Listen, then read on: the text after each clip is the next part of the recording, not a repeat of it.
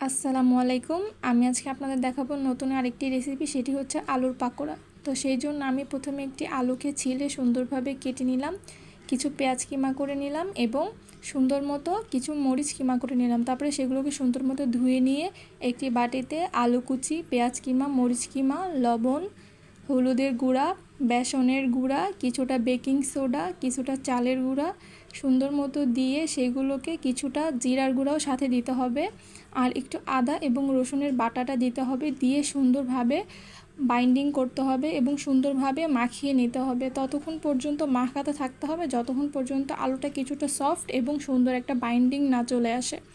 তো সেই বাইন্ডিংটা কিভাবে হবে সেই পদ্ধতিটিও আমি দেখিয়ে দিব ভিডিওর মধ্যে। আমরা বাসায় সাধারণত পেঁয়াজও যেভাবে করে থাকি বাইন্ডিংটা মোটামুটি সেভাবে হলেই হবে। এই যে আমি হাতে নিয়ে দেখিয়ে দিচ্ছি ঠিক কী পরিমাণ বাইন্ডিংটা হতে হবে। তো আমার বাইন্ডিংটা একটু পাতলা হয়েছিল, আমি পরে আর কিছুটা বেসন অ্যাড করেছি এবং আমি আদা রসুন ফার্স্টে দিতে ভুলে গিয়েছিলাম, তো সেটাই পরে দিয়ে দেখালাম। তো তারপরে সুন্দর মতো একটি কড়াইতে তেলটা কিছুটা গরম করে নিয়ে চুলোটা একটু লোতে দিয়ে আমরা সুন্দর মতো বড়াগুলোকে ছেড়ে নিব। একটু পাতলা পাতলা করে ছাড়ার ট্রাই করতে হবে, তাহলে ভিতরটা এবং বাইরেটা সমানভাবে ক্রিস্পি হবে। তো সুন্দরভাবে আমরা একটা একটা করে সবগুলো ছেড়ে দিব এবং ছেড়ে দেওয়ার পরে আমরা কিছুক্ষণ ওটাকে লো আঁচে রাখবো যাতে ভালোভাবে আলুটা কুক হয়ে যায়।